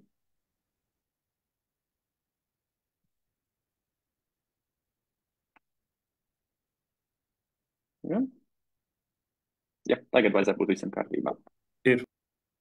Jā, tā kā sveiki. Es esmu Matīs un pārstāvu uzņēmumu Asja. Un šodien es arī vēlos ieskicēt un pastāstīt gan kāda ir mūsu pieredze, mana pieredze un vispārējā tendence tieši mākslīgā intelekta praktiskajā piemēros un pielietojumā uzņēmējdarbībā, biznesā un tieši laika efektivizācijā. Un tā kā viena no lietām, ko varbūt vispirms nepieciešams ir ieskicēt, ir tieši šī vēsture, un kāds viss ir sācies, un kā redzams, šī mākslīgā intelekta attīstība tieši proporcionāla pieejamai diska vietai datoriem. Un tas tikai paliecina to, ka šim visam nepieciešami milzīgi datu apjomi, kur šie modeļi jātrenē, jāvada, jo pēc idejas pašu mākslīgā intelekta modeli, kurš veic šo maģiju, uztaisīt nav grūti. Un dārgākais process ir tieši šī apmācība, kvalitātes kontrole, testēšana un tas viss. Un tas ir ļoti labi redzams tieši šajā grafikā, kā arī visu kādu robotu, viss tas jau bijis iepriekš. Vienkārši to gudrība slēpās nevis tajā, ka programmētājiem nemācēja uzskatīt tiešām labus modeļus. Algoritmi visi jau bija jau sen. Vienkārši nebija pieejama šī vieta, disku vieta, datora atmiņa un jauda, lai viņas tiešām izmantot līdz tā, kā viņas var lietot un kā mēs to darām šobrīd. Un arī tas pats viens no konkrētiem, ka chatbots, kas vienkārši arī savā ziņā mākslīgā intelekta aģents. Un tas ir tas pats, ko var pateikt, ka īstenībā pasauli viņi nepārņems. Viņi pārņems cilvēku, kur māks viņas lietot un pielietot priekš sevis, jo kā jau arī Edgars minēja, ka tas ir vienkārši palīgs, kuru jāmāk izlietot. Tāpēc īsumā, kā jau apakšā pierakstīs, nē, viņi nepārņems pasauli. Ja tu nemāki izlietot, viņi pārņems tevi kā cilvēku, bet patiesībā viņi ir savā ziņā diezgan nepārāk gudri. Viņi atbild to, ko tu viņiem prasi. Un, ja tu viņam kaut ko pateiks nepareizi, tad arī viņi atbildēs nepareizi. Tas pats piemērs arī šo ChatGPT, ka kalkulācijas viņš neveic. Viņš vienkārši pastāst pieredzi, ja tu pateiks kaut kas nepareizi, viņš var arī atbildēt nepareizi. Un arī šim mākslīgam intelektam, kā es minēju iepriekš par datiem, šim visam apakšā ir daudz dažādu modeļu, visas inženierijas un datu regresijas, kam tiek lietot šie lielie dati un šo modeļu pietrenēšanai, lai viņi tiešām varētu lietot tālāk. Jo, kā jau ir redzams, ka visi tiešām balstās datos un modeļu arhitektūra jau ir izsen zināma un izpētīta jau vairākus pēdējos gadu desmitus. Un tieši izveidot šīs te modeļu datu arhitektūras, jo īstenībā lai arī kāda, tad jau es teiktu, ka mākslīgais intelekts, ChatGPT un viss Copilots un citi populāri rīki, daudz saka, tā ir tiešām tāda kā maģija, bet patiesībā tā ir vienkārši perfekta optimizācija, kas ir pielāgota konkrētam uzdevumam, ja īsumā un var pateikt jā vai nē ļoti šauram jautājumam. Un vienkārši šajā šaurā jautājumā ļoti daudz teikt sasūmēt kopā, kas dod gala lielo atbildi. Kā piemērs tas ir šeit redzams, ka nevar pabeidīt visus, kas skatās, varbūt, ka šī adaptācija uzņēmumos, ko ir teikuši, ka ir tiešām eksponentāla, jo, ja cilvēki to nedarīs tagad, tad pēc tam būs ļoti grūti to pieķert klāt, kā redzam šajā grafikā reisi, kur tiek parādīts, ka, tie, kur pilnīgi absorbē AI, iemācās to pielietot un lieto savam tā kā labumam, būs tālu priekšā tiem, kur to dara vēlāk, vai nedara vispār baidās. Un tas ir tas, kam arī jāpievērš uzmanība gan jebkuram, gan savā personīgajā profesionālajā dzīvē, kad centies iekļauties darbā kā darbiniekam, kā arī uzņēmumiem, kur ievieš savus iekšējos procesus, ka, pielietojot šo AI, šos procesus var tik ļoti optimizēt, ka var tik garām priekšā citiem konkurentiem. Un tagad nedaudz minot par arī praktiskiem pilotiem, kas ir darīts un kurš šis mākslīgais intelekts patiesībā ir. Un divas no tām lietām ir audio apstrāde. Viena no tām ir tieši pat vienkāršākā transkripcija, jo patiesībā šobrīd jau arī ļoti liels transkripcijas un subtitrēšanas darbus veids mākslīgais intelekts, kurš apmācīts tieši uz speech tekstu funkcionalitāti un ar kuru tiek, kā to pasakāt, prognozēts, kas ko saka, izprot kontekstu un tiešām var izdarot kvalitīvus subtitrus dažādās valodās minūšu laikā. Otrs ir tieši arī, ko mēs esam strādājuši, kas ir ar Castboxu, kur tiek tieši denoizēts audio, noņemts visu šeit fona, trokšņi un skaņas, jo tāpēc ļoti bieži man likties, ka, wow, video zvanā, cilvēks runā tiešām skaidri, bet patiesībā tam visam arī apakšā ir algoritmi, kas strādājot ar audio spektrogrammām, prot izņemt ārā fona trokšņi, kā piemēram ļoti skaisti redzam šajā tajā video, atvainojos spektrogrammu bildītē, kā izstāt fona trokšņi, kā izstāt īstais audio, un vienkārši tajā ziņā atkal atnāk tas pats, ka modelis īstenībā ir ļoti optimizēts algoritms, konkrēti lietai, kurš māk atšķirt, vai šī konkrētā skaņa, konkrētais spektrogrammas films ir fona trokšņis vai nē. Un tas ir tam visam augšā ir arī šie lielie dati, un īsumā tikai pasaka jā vai nē par konkrētu skaņu, kas kopumā pielietoju šo modeli, laikam liekot kopā šos jautājumus, iedod lielu vērtīgu rezultātu. Protams, arī ļoti vienkārši parasta lieta, kas tam lietots tieši resursu pieprasījumu prognozēšanai, kad var izprast, kas ir konkrēti uzņēmumi dažādiem arī, tirdzniecības uzņēmumiem, lai prognozētu, kāds būs konkrētā produkta pieprasījums turpmākajās nedēļās mēnešos, lai var attiecīgi papildināt savas noliktavas, un lai tiešām produktu nav pa maz, nav pa daudz, un veidot šo te aktivitāti. Tas pats ir arī ar dokumentu ietilpīšanu, jeb, kā to pasaka, kā bija, kā to pateikt, bet, ka var nosīt tekstu no dažādiem datiem, un arī nekonkrētiem, jo pirms mākslīgā intelekta ļoti daudz šis te bija kā fiksēts, ka algoritmi, kur māk nosīt tekstu no attēla jau bija sen, bet viņus vajadzēja ļoti pielāgot konkrētam attēlam, konkrētam rēķina veidam, kā šajā gadījumā. Ja, piemēram, atnāk rēķins no cita pasūtītāja, cita piegādātāja, un kurš ir citā formātā, citādi izkārtots, šāds algoritms apraksts atkal jāpieslēdz manuālam darbam un visu jāpārbauda. Līdz to mākslīgais intelekts prot pateikt, kur kas atrodas, nosīt vērtības un pateikt, vai rēķins ir korekts, vai cipars sakrīt, un kur kas atrodas un tiešām to konkrēti ātri ielasīt datubāzē. Arī ļoti būtisks aspekts, pie kā arī paši mēs esam strādājuši, ir tieši priekš apdrošinātājiem, konkrēti priekš automašīnām, lai pātrinātu apdrošināšanas izskatīšanas procesu, jo jārasti, piemēram, ka mazums notiek kāds negadījums, nepieciešams izskatīt to visu, nāk novērtētāji, un arī autonomām ļoti bieži pieprasa bildes, un tiešām mākslīgais intelekts var pateikt, kur ir kāds bojājums vai tāds ir bijis, un pat jau prognozēt, kāda būtu proporcionāls kā tāvējums, ņemot vērā mašīnas daudz kā marku modeli, nobraukumu un detaļu pieejamību, par prognozēt aptuvenās izmaksas, un jau laicīgāk daudz ātrāk sniegt korektu atbildi gan klientam, gan arī pašam apdrošinātājiem, vai arī autonomus uzņēmumu. Šeit tas pats atkārtoties arī var nedaudz pieminēt par perfekto optimizāciju, ka mākslīgais intelekts vienkārši īsumā pasaka jā vai nē uz konkrētu jautājumu, un to ļoti ātri salīdzinoši ērti pielāgot tieši priekš ražošanas kvalitātes kontrolas, ka var pārbaudīt, vai konkrētais intelekts ir apmācīts, kā izstāsta perfekts produkts no dažādiem rakursiem un kā varbūt izstāsta slikts. un vienkārši šādi ķert ārā sliktākos produktus, automatizēt procesu un uzlabot kvalitāti pašam ražojumam. Un arī generatīva AI, kas ir liela lieta, un ko arī šis pats daudz dažādu šiem te prezentāciju veidošanas rīki, ChatGPT, tās jau nedaudz arī Copilots, ka pirms tie piekāds, cilvēks tās jau nedaudz nezināja, kas ir, un domāja, ka mākslinieks intelekts, jā, ka mākslinieks intelekts būs tā kā robots, viņš paņems ārā šos vienkāršos primitīvos darbus, bet patiesībā izrādās, ka viņš var ļoti labi būt pat savu veidā radošs un ģenerēt varbūt pat tiešām lieliskus, gana labus logo un gana labus dizainus salīdzinoši īsā laika posmā, tikai pāris tādu, pasaka, vaicājumu attālumā. Un tas tiešām deva tādu kā bīstamību dažādiem konkrētām profesiju speciālistiem. Un tāpēc var redzēt, ka pēc generatīva AI iznākšanas, ka tieši teica, ka dažādi varbūt vairāk radošie un cilvēciskie, gan arī juridiskie aspekti dažādas profesijas var būt tā kā zem bīstamības. Un tas pats arī, ka tiešām ļoti daudz no šī vispirms internetu, ko lietot priekš trenēšanas, legāli vai nelegāli, tas jau ir cits jautājums. Un tiešām liels aspekts par šo iepriekšējo pieņēmumu, ka tieši mākslīgs intelekts pārņem šos te vienkārši, neteikšu tā vienkārši, bet tā kā robotiskos darbus, kas ir tādi kā kasieris un tā tālāk, balstās uz to, kādi bijuši vecie chatboti, vecie mākslīgs intelekta aģenti, kā mēs varam atgriezties. Tas ir par to, ka viņi bija ļoti daudz balstīti uz nosacījumiem, uz dažādiem vairākiem IP aicājumiem, IP nosacījumiem, un arī, kurus varēja vienkārši varbūt tiešām admin paneļi pielāgot, kā viņš atbild, kas rezultēs tajā, ka viņš bija gan, tādā ziņā neefektīvs un dumšs, jo viņš nemācīja atbildēt konkrēti pielāgoties jautājumu, viņš vienkārši bija iepriekš definēts atbildes, kuras atkarībā no konkrētās situācijas atgriezt.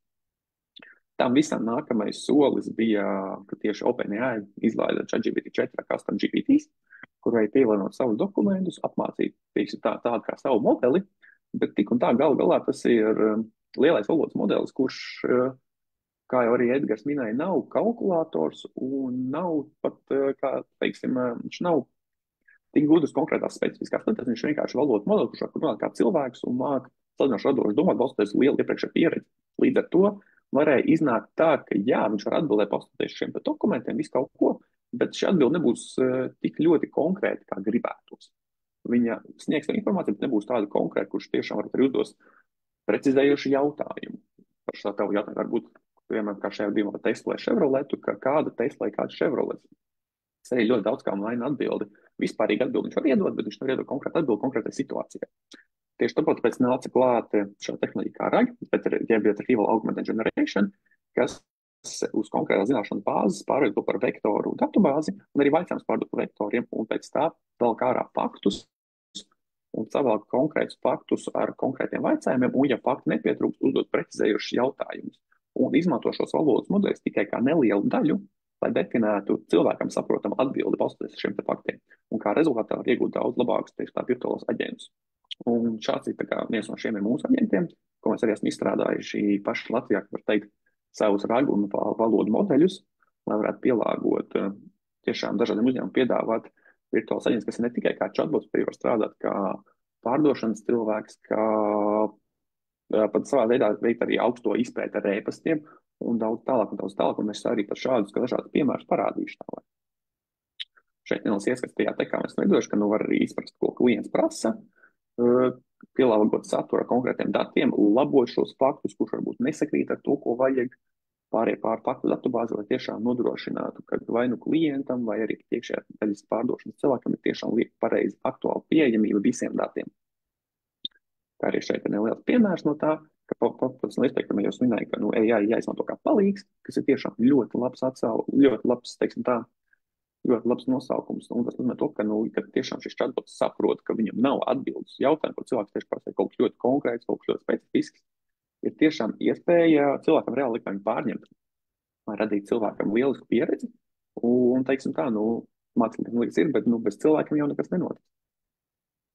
Pāris integrācijas ar tām, bet jā, liels piemērs priekš šiem pārdošanas daļām, ka šāds asistents var aizpildīt pasūtījumus, ka, piemēram, cilvēks var apsteidā pasūtīt cilvēkam preces, piemēram, šeit variants piemērs ir ar koku pārdošanas uzņēmumu, ka cilvēks var uzrakstīt tieši tā brīvā formā vai nu chatbotam, vai nu e-pastā, vai pat Telegramā, Messengerī, WhatsAppā šādu veidu pasūtījumu, ko viņš vēl sīkārāties, minot konkrēti datus, Bots pajautās precizējušas jautājumus un arī pārliecināties, un arī aizpildīs tiešām precīzi pasūtījumu formu, un tad tālāk ar šo formu var strādāt vai nu cilvēks, arī tālāk citi automatizācijas līdzekļi, piemēram, piedāvāt apmaksas formu un veikt pašu pasūtījumu klientam, un šādā veidā pilnīgi ar šādiem virtuāliem mākslīgiem aģentiem automatizēt šādu biznesa procesu.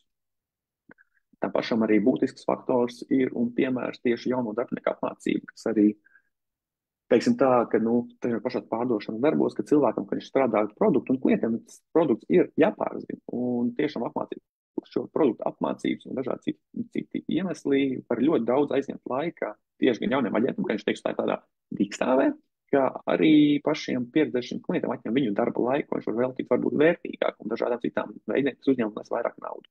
Līdz to tādā veidā, izveidojot šādus apmācību modeļus, ir iespējams automatizēt darbinieku apmācību procesu ar tādu tā kā virtuālu asistentu, kurš uzdod konkrēts jautājumus, pārbauda atbildes, skatās, vai tas ir pareizi, un arī var izveidot atskaites dažādas atskaites, kurš var nodot vai nu vadībai, vai nu pieredzējušiem kolēģiem, lai zinātu, ar ko jāstrādā tieši ar šo jauno cilvēku. Un ļoti interesants tieši parādījums, ko mēs izveidojam šiem mākslīgiem aģentiem, varbūt tieši nekustamies īpašumos. Tas ir ar nekustamo īpašumu aģentiem, cilvēkiem, kas viņus meklē pat tirgo, kā ss.lv, ss.com, sauciet kā gribat, ir ļoti daudz dažādu nekustamo īpašumu un nāk klāt katru dienu, viņi tur mainās cenas. Un šādi aģenti sāk konfigurēt uz vēlamo īpašumu veidu, cenu, atrašanās vietu, mājas tipu, platību un vēl. Viņš var tiešām izprast pēc attāluma īpašuma, saprast, kāds izskatās, un tad kvalificēt tālāk ar īpašumu aģentu vai pircēju, arī pats sazinoties ar sludinājumu, e-pastiem, WhatsAppiem, un beigās jau nodošanu to, ka tiek nolikt tikšanās īpašumā, lai šo apskatītu īpašumu vai nu kā pircējs, vai apskatīt īpašumu kā nekustamo aģents, kuru viņam pārņem tālāk. Un tādā veidā var automatizēt vairāk darba procesu, ļaujot cilvēkiem darīt to, kas viņiem piedara labāk, kā piemēram 5 tikšanos ar klientiem un runāt klātienē, izpētīt īpašumu, veikt novērtējumu, un ka šis aģents teikt dara šo te melno darbu, ko ļoti bieži nevienam nepatīk darīt. Protams, kad pirms sāk runāt ar šādiem rakstveidu aģentiem, ir ļoti daudz tieši telefonijas aģentu, un ka daudz biznesa, ir ļoti daudz uzņēmumu, kuriem tieši galvenie biznesa procesi balstās uz zvaniem, un kur šo zvanu kontrole, analītika, kvalitāte ir tiešām būtisks faktors. Un liela problēma tajā līdz šim, pirms mākslīgā intelekta, bija tas, ka šos zvanus, ja viņas vajag kvalitātes kontroli, tas ir ļoti dārgs un laikietilīgs process, kur īsti neko nevar izdarīt, jo, teiksim, kas ir reāls piemērs, ar ko mēs esam strādājuši, ir tas, ka ir zvanu cenas, teiksim, 20 cilvēki, kas zvana katru dienu, un nedēļā dienas laikā visi kopā veic pāris kaut kur 500-600 zvanus, kas ir ļoti reāli. Un uz to visu divi kvalitāti cilvēki, kuriem šo zvanus kā pilnā slodzē jāklausās, jādod atbildes un tā tālāk. Tas darbs ir, ka šis darbs ir ļoti nogurdinošs, ka tas nav patīkami, nevienam nepatīk klausīties savu zvanus un savu balsi. Kā arī no visa kopējā zvana apjoma, viņa, piemēram, 10 minūšu zvanu noklausies un analizēt prasa 1,5–2 stundas. Līdz ar to šie 2 cilvēki kopsumā varēja izskatīt tikai mazākā procentu no visiem zvaniem. Un tas tiek izvēlēts pēc nevačīga principa, tas dod ļoti vāju ieskatu kopējā situācijā, ka tiešām nevar saprast kopēju uzņēmumu maiņu, jo tas ir kā paveicās zvanu, vai trāpus tieši viens slikti un galīgi sačakarē visu vērtējumu šim aģentam, vai arī trāp tikai uz labiem un saprot, ka problēmas nav, viss labi. Līdz to šo procesu arī var automatizēt dažādiem mākslīgā intelekta modeļiem, kur zvani tiek automātiski analizēti, savienoti, un kad cilvēks redz, kuriem zvaniem jāpērš uzmanību, kuros ir noticis kaut kas slikts, kuros ir bijis kaut kas labs, kurš lieto kā piemēru citiem, kur ir bijušas problēmas vai nu ar skriptu, vai nu ar aģenta apmācību, vai arī kāda aģents ir pēkšņi zaudējis savaldību un zaudējis klientu, un tieši strādāt ar šiem konkrētiem zvaniem, kur kaut kam ir jāpievērš uzmanība, tādējādi vienkārši efektivizēt cilvēku darbu un laiku, lai sniegtu daudz labāku rezultātu uzņēmumu, kā arī pēc tam veikt AB testus ar dažādiem skriptiem un testēt, kas strādā, kas nē, redzot vairāk nekā tikai to, ko var dzirdēt. Un šim visam augšā tiešām tehnoloģija, kas ir vairāki kā 10 modeļi, kur arī mēs paši Latvijā esam izstrādājuši. Tā kā visi ir pilnībā Latvijā izstrādāts un kā jūs minējat, pa apmācībām, kas ir dārgs process, šie modeļi ir apmācīti uz apmēram vairāk kā 2 miljoniem stundu sarunu. Šie modeļi tik daudz sarunas noklausījuši, lai tiešām viņus saturētu uz līmeni, kāda viņi ir. Bet, protams, vēl ir kur augt, bet jau šobrīd mēs varam ļoti labi noteikt, kādi klienti interesē, kādas ir cilvēku tieši emocijas, balstoties uz balss izmaiņām, balss intonācijām, valodu, protams, tas pats transkribēšana, runas sadalījums un arī noteikti savādien pat klienta interesēs, jo apvienojam daudz dažādas metrikas no šiem modeļiem. Un tas ir apmēram kāds izskatās, jo jā un nē zvani, un ja viņus slēg šādi grafikā, kas balstās daudz dažādām metrikām, var ļoti, kas tā ir noteikti atšķirības, kurās metrikas ietekmē jā vai nē zvanu, un tādā veidā ļoti optimizēt un automatizēt uzņēmuma un telecentra pārdošanas, vadības un apmācību procesu. Tieši tas pats ir, ka var šādā veidā apcīt tieši šos soft skills, kas ir runas temps, runas ātrums, ieklausīšanās klientā, jautājumu skaita uzdošana un tā tālāk, kā arī tieši hard skills, kas ir skripta zināšana un zināšana, kā atbildēt dažādiem jautājumiem un problēmām. Un tas viss kopā arī ir saliekams ar leaderboards, kas ļauj izmantot mākslīgo intelektu un šādu virtuālos mākslīgo intelektu zvanu aģentus, redzēt tādā vai savā veidā ļaut aģentiem pozitīvi savā veidā sacensties, un kas ir integrējams arī ar bonus sistēmu, ka, piemēram, var analizēt aģents ne tikai pēc veikto zvanu skaitu, bet pēc tā, cik viņi kvalitatīvi veic zvanus, kas ir ļoti būtisks aspekts tieši apmācību procesā, un arī ļoti daudz var ietekmēt dažādu uzņēmumu, kā tu pats saka, tiešos rezultātus. Kā, piemēram, šeit ir viens no piemēriem, ka lietojot šādu sistēmu apmācības, ir iespējams pat iegūt 43% iegūmu veiktajos darījumos, kas ir tiešām būtisks faktors, un šādas integrācijas, šāda veida mākslīgā intelekta aģentu ieviešana atpelna jau pāris mēnešu laikā. Tas uzņēmuma pasaulē ir praktiski tūlītais laiks. Un līdz ar to tas ir vienkārši parāda to, ka nevajag baidīties jauniem mākslīgā intelekta izaicinājumiem, lai kaut ko izmēģināt jaunu, saprast, tas strādā vai nē. Tas pats arī ir, kas skatās tālāk, ka arī var parādīt lielos datu apjomiem, pierādīt, ka klientiem nepieciešams vairāk ļaut runāt, lai noslēgtu vairāk darījumus. Un tas ir tas, ko arī fiziski var izdarīt, ko var parādīt, pierādīt datos, un pēc tam arī trekot līdz aģentiem un ar dažādu leaderboards darbībām, skaitīt šo visu, pētīt un redzēt, kur aģentu ievēro, kuri nē, un kāds tieši rezultējas uzņēmuma iegūmus. Tas pats arī, kad uzdod par jautājumiem, kas ir pētīts, ka, ja uzdod vairāk jautājumus, ļoti bieži vien, kā rezultējas tas, cik ļoti klients labvēlīgi atbild uz piedāvājumu, vai cik apmierināts viņš pamat zvanu, jo, piemēram, kā klienta apkalpošanas zeltas tā metrikas, ko mēs ejam, ir tas, ka cilvēkam jāpamet zvanu laimīgāk nekā teica ienāca, ko arī var salīdzinoši vienkārši mēs varam nomērīt. Un jā, un arī atrast tiešām, ko var izdarīt šis transkripcijas, skriptēšana, atslēgas vārdi. Ļoti būtiski lieta, ko šajos zvanos pētīt ārā ir, kas ir tieši pārdošana zvani, cik bieži piemin un daudz runā par cenu, jo tas arī ir nepieciešams saprast, cik kāds ietekmē klients tieši uz visu lielo datu apjomu, kā redzam šajā piemērā, ka efektīvākais veids, kad runā 3, 4 līdz 5 reizes tieši par cenu, kas vislvairāk nodot iespējas noslēgt darījumu. Ne pa daudz, ne pa maz, un to pašu arī, pēc tam, kā es minēju, trekot un pētīt. Tas pats ir ar pauzēm, ko cilvēkiem, kad ir šajā zvanos, vajag ļaut cilvēkiem padomāt, ieturēt pauzes un saprast, kas notiek tālāk, kas ļoti labi ietekmē tieši šo aģentu klientu miedarbību, labāku emocionālu uzturēšanos aģentiem, un tajā pašlaik arī uzņēmumu, kas daudz labāk noved pie, daudz veiksmīgāk par noved pie veikta darījumu. Līdz ar to, un pirms šādiem AI modeļiem, AI sistēmām, mākslīgā intelekta aģentiem, lai šo visu nomērītu, bija nepieciešams zvans klausīties manuāli un visu pierakstīt, mērīt un skaitīt. Tieši ar šādu modeļu ieviešanu, kas tiek apmācīts, kur ir vairāk kā 10 modeļu, kāds apmācīts vienu konkrētu lietu, ko meklēt zvanā, un ap šos datus apvienot, iegūt tiešām šādu kopskatu par 10 minūšu sarunu, 3 līdz 20 minūšu laikā, neklausīties sarunu un redzēt to par katru sarunu, ko uzņēmums veids, un tikai saprast, kur ir problēmas, lai arī kas strādā un kas nestrādā, tādā veidā tiešām paceļot uzņēmuma zvanu infrastruktūru jaunā līmenī ar jaunu automatizācijas iespējām. Jā, un pašās beigās, ko es vēlos pieminēt, ka, aizsardzības arī apakšā tomēr tam visam arī iespējams pielikt robots. Šeit ir pa labi ir bildīti no viena no mūsu ofisiem, kur mēs spēlamies ar robotiem un liekam dažādas intelektu, apmācam šo te robotu, vai dažādas ofisa darbības. Un tas pats vienkārši tieši atspoguļojas uz ražošanas procesiem, kur ir konvejeri, šīs mašīnas, un tur arī apakšā jau sāk parādīties mākslīgais intelekts no parastiem algoritmiem, kas vienkārši rēķina darbības pēc robota, kāpēc robots arī, ja ir sensori, var pieņemt lēmumus un darīt kā nepieciešams labāk. Tā kā jā, tas, laikam, no manis būs viss, centos iekļauties laikā, un jā, galvenais vienkārši, kā redzams bildītē, ir nebūt strausiem, kad tuvojas mākslīgā intelekta vilnis un nebāzt galvu zemē. Ir vienkārši jāsaprot, kad tuvojas, jāpielāgojas un jāuzvar no tā. Tā kā jā, liels paldies no manis, es biju Matīs, un jā, apakšā ir redzams mans e-pasts, Ja kādam kāda interese, varat droši meklēt mani LinkedInā, uzrakstīt e-pastu un ar prieku ar jums sazināšos. Paldies! Paldies, Matīs, par prezentāciju un pastāstīju, ko Asija nodarbojas.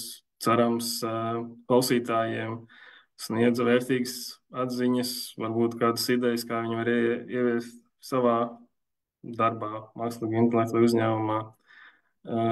Paldies, ka pieslēdzāties. Pateicamies, sakojot līdz jaunajiem nākamajiem webināriem. Tad jau tiekamies nākamajā reizē.